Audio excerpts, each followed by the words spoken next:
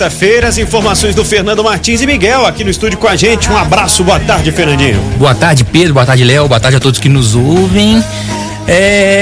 O Atlético vem aí, né, se movimentando, se preparando. Hoje faz o último treino para enfrentar o Juventude, lanterna da competição, e precisa calibrar o pé, né, Léo? Porque de 2018, né, de janeiro de 2018, mais precisamente o dia 18 de janeiro de 2018, o Atlético não passava 3 jogos sem marcar, né, e agora bateu essa marca negativa. Então, o Atlético, que já não vai ter Hulk, né, que não joga mais essa temporada por conta do problema na panturrilha, tem 3 opções aí para a vaga. A primeira opção é o Eduardo Sacha, que jogou o último jogo, completou 13 jogos sem marcar, né? O Eduardo Sacha, que é, das 3 opções, quem mais fez gol. Ele fez 12 na temporada, mas já está há 13 jogos sem marcar. O Allan Kardec e o Vargas, cada um marcaram 2 gols. E somando todos os 3, né, dá um pouco mais, um gol mais da metade, né, do que o Hulk fez. O Hulk fez 29 gols.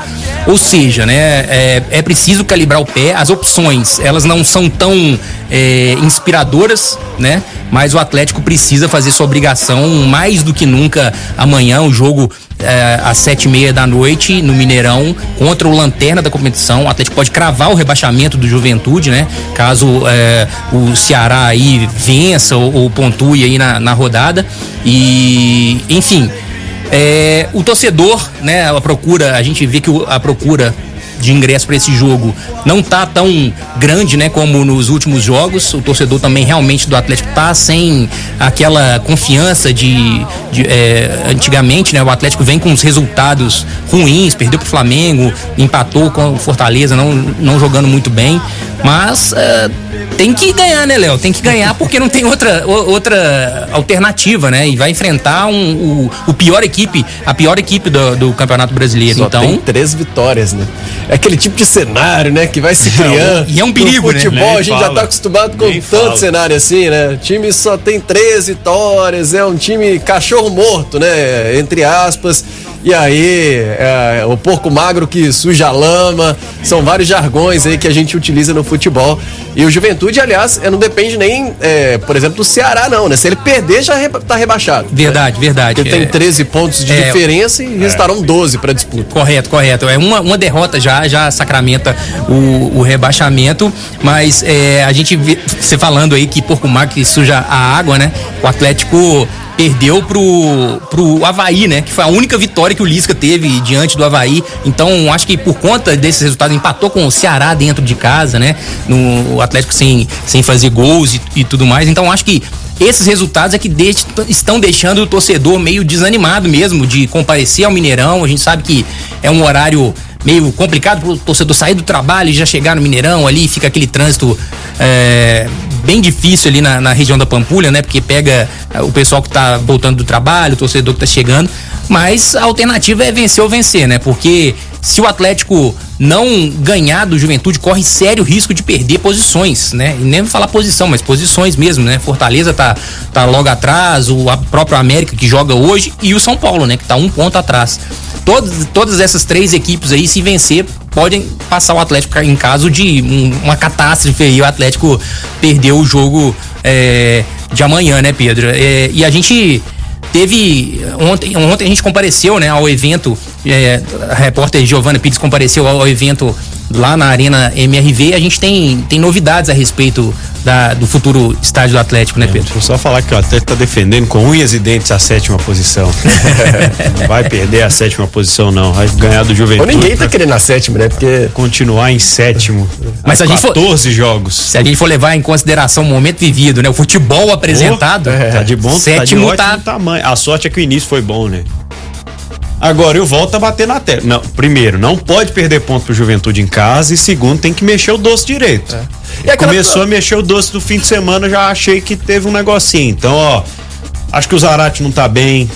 Vamos voltar o Nath pro time. O Keno não pode ficar no banco, por mais que a fase não esteja boa. Porque as opções também, né? As opções não são muito boas também nesse sentido, enfim. Tem solução aí, viu? E eu acho que é a hora de provar, então, que o Atlético tá jogando bem, mas tá faltando pouca coisa, né? Nessa visão do Cuca, por exemplo.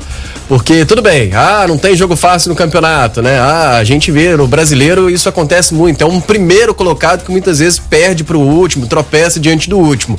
Mas, querendo ou não, é o time mais frágil da competição, e se o Atlético tá tendo um certo volume de jogo, vamos ver se esse volume de jogo é capaz, por exemplo, de superar aí o Lanterna, pelo menos. A falta de volume do Juventude até aqui, né? Mas é verdade, o Atlético ontem fez esse evento, né? De um dos eventos de promoção do calendário de inauguração da Arena MRV, faltando aí 5 meses para a inauguração do Estádio do Galo. A expectativa vai aumentando, as obras estão avançando, inclusive as obras do entorno, e sobre todos esses assuntos, inclusive especificidades dessa inauguração, né? Como, por exemplo, estamos todos na expectativa para saber quem vai ser o show internacional, quem vai ser o time de fora do país que vai enfrentar o Atlético também num amistoso já prometido. Então a Giovana esteve ontem nesse evento, que teve um pocket show do Jota Quest, e o Bruno Musi, CEO do Atlético e CEO da Arena MRV, conversou com a reportagem de O Tempo Esporte sobre todos esses assuntos, e as obras estão avançando. Vamos ouvir. É bacana você vir na Arena, né? Já ver o cara de pronta e dá a impressão já de campo e ao mesmo tempo de show, né? Que é exatamente o propósito dessa maneira multiuso. E esse evento, ele faz parte da programação de divulgação do calendário de inauguração da Arena, por isso que a gente fez com o César Menotti, estamos fazendo hoje com o Jota Quest. E daqui para frente a gente espera intensificar um pouquinho, né, a comunicação desse calendário de inauguração, porque a Arena vai ficando mais próxima da inauguração e a gente precisa começar a incrementar, né, incentivar essa venda. Né? Essa é a ideia. Ô Bruno, faltando então 5 meses, né, para o primeiro dia, primeiro evento de inauguração, a gente sabe que vai ter coisas misteriosas ainda, né? Tem um show internacional e também tem um amistoso também internacional. O que você já dá para adiantar sobre esses dois eventos? A gente, nós estamos buscando, batalhando bastante para poder definir esses nomes, né? Obviamente que deve ser um time da América do Sul, acho que eu já comentei sobre isso, pela dificuldade do calendário europeu, né? Obviamente preço também, mas até na América do Sul é difícil definir ainda, porque eles ficam esperando o calendário de 23 para poder definir, por isso a gente não consegue exatamente cravar, mas a gente tem conversado. Os atrações internacionais a gente espera em breve anunciar, mas assim, o mundo pós-pandemia, né, mudou, né, na demanda pelos artistas. Tem muitos artistas já estafados, né? Você vê shows cancelados. Então assim, não está fácil conseguir, mas eu acho que a gente está trabalhando duro para tentar trazer uma atração internacional dura aí da nossa casa. Sem dúvida, o Olímpia é um dos nomes, mas tem River, tem Penharol, tem outros nomes da América do Sul. Assim, tem alguns nomes aqui para a gente poder tentar fazer um jogo bacana. Ô Bruno, em relação às obras, né, do estádio, está tudo dentro do previsto? Como é que está esse calendário? Não, tudo dentro do organizado, né? A gente previa até o final do ano, talvez a gente vá até janeiro, mas assim, aqui dentro não muda mais nada, é fase final mesmo, né? Nós estamos com 87% da arena pronta, né? Assim, você vê o campo aqui já em irrigação, em poucas semanas já devemos colocar o gramado, estamos com a alvenaria super avançada, a fase de acabamento, você já vê cara de estádio, né? O desafio mais são as obras viárias, né, que vocês viram aí do lado de fora. Eu acho que esse é o ponto mais desafiador, mas graças a Deus a gente conseguiu começar a liberar as áreas, as frentes. Então tá andando, é um período desafiador pelo período que a gente está começando, né, no período de chuva, mas vai dar certo. Muito bem, Bruno Musi, CEO do Atlético, CEO da Arena MRV, e interessante que ele fala sobre a possibilidade de ser um time sul-americano, esse adversário do Atlético no amistoso internacional previsto para a Arena. Ele cita, pode ser Penharol, pode ser River Plate, pode ser Olímpia. O Olímpia que é o time que enfrentou o Atlético na decisão da Libertadores, tem a questão da Conmebol, então é um time que realmente tem aí uma história como rival do Galo. Mas Fernando Martins e Miguel, tinha muita gente na expectativa que fosse um time europeu, né? Então eu acho que ele deu uma pista, assim, eu acho que foi... É porque foi muito falado, né? Um time europeu, aí o pessoal já fala Barcelona. Às vezes é o desejo, Madrid, né? É o desejo, tá né? com o time europeu, mas tem uma dificuldade de agenda, exatamente, sei lá, né? Exatamente. O calendário daqui é diferente de lá, e aí fica aquela questão, né? Também. E propriamente o investimento também, né? Pra você trazer uma equipe estelar ali, como um Real Madrid, um Manchester aí, realmente muito, muito caro, né? E a gente pode apostar em alguns nomes aí. Eu acredito que o Olímpia seria um nome bastante simbólico, né?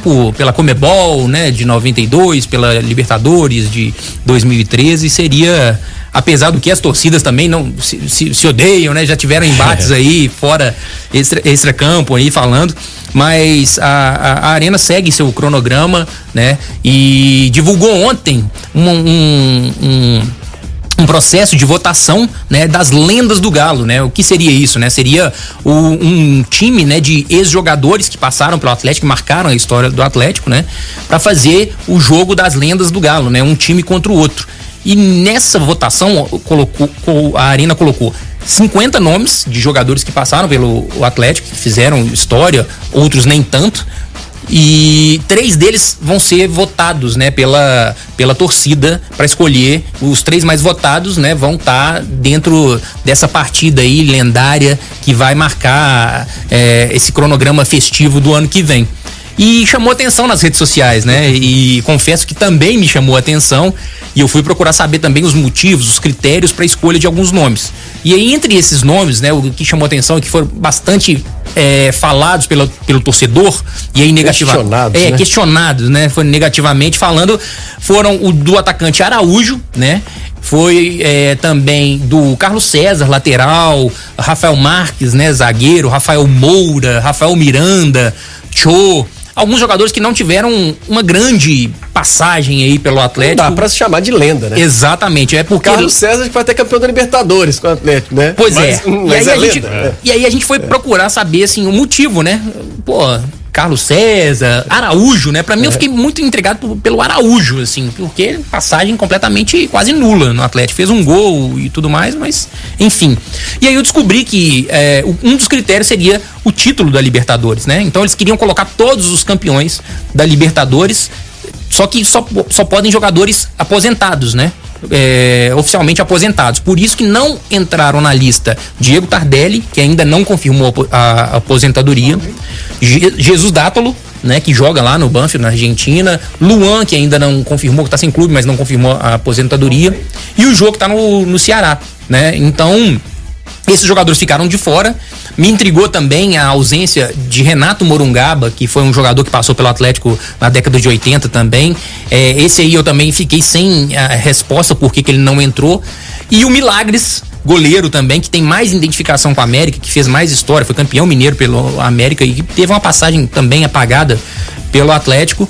Mas aí a justificativa do Milagres é que eles tentaram pegar goleiros que estariam de certa forma em forma para jogar. Com possibilidade de jogar, né? A gente tem o João Leite foi citado também, Tafarel, Veloso, mas que eles precisariam de 4 goleiros para se revezarem, e o Milagres estaria com a forma. Milagres, que é técnico do norte de Montes Claros. Tá em forma mesmo. Seu rival, hein? Eu vi ele domingo, tá em forma mesmo. Seu rival do Valério aí, que decide vaga aí no próximo final de semana. Ele vira e mexe, coloca nas redes sociais lá, é bem malhado.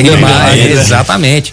Então, assim, foram essa escolha, os torcedores, né? Aquele negócio, chamar de lenda, colocar Cho como lenda e tudo mais, mas existem critérios, né? Tem uma explicação, né? Mas exatamente. É um nome que não casa. Não casa. Poderia ter chamado, assim, grandes nomes ou, né, personalidades que passaram ali pelo Atlético, mas enfim. E teve torcedor que defendeu o Rafael Marques, né, que tirou uma bola em cima da linha lá contra o News, aí só isso já faz, mas vamos combinar que é muito pouco para estar ao lado de Reinaldo, Éder, né, e outros grandes jogadores que passaram pelo Atlético. É verdade. Fernando Martins e Miguel daqui a pouco volta ainda com o destaque final do Galo. E amanhã, hein, tem Galo em campo diante do Juventude, jogo às 7h30 da noite. Destaque final do Atlético, Fernando Martins e Miguel. Atlético faz seu último treino hoje à tarde. A tendência é que Gemerson, né, não preocupa, saiu no último jogo com dores na coxa, mas foram apenas cãibras, então ele será titular amanhã, e a tendência é que o ataque seja formado por Keno, né, ao invés de Ademir. Então Sacha vai ser mantido no lugar de Hulk. E falando também sobre a Arena MRV, hoje sendo içado e colocado o segundo escudo do Atlético, segundo de 4 escudos que vão ser colocados que vão ser colocados na fachada da Arena MRV.